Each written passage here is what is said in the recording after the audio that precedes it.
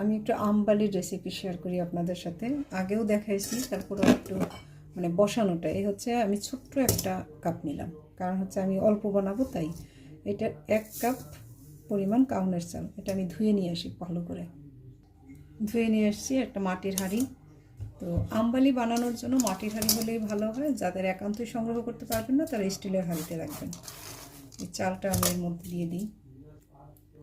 এবার আমি এই কাপটার 12 কাপ পানি দেব, মানে 12 গুণ। 1 2 3 4 5 6 7 8 9। বাবা, এটাতে 12 কাপ হইল না, মানে যতটুকুন চাল তার 12 গুণ। আমি একটু ভিডিওটা কাটবো না, পুরাটা আপনাদের সাথে শেয়ার করবো বোঝার জন্য। 12 গুণ পানি দিয়ে রাখলাম। এবার এটাকে আমি ঢেকে রাখবো সারাদিন। আজকে সকাল 6টায় এটা বসাচ্ছি, আর সন্ধ্যা 6টায় এটাকে রান্না করব। আগামী দিন খাওয়ার উপযুক্ত হবে। এই হচ্ছে আমবালি বানানোর শুরুটা আর কি।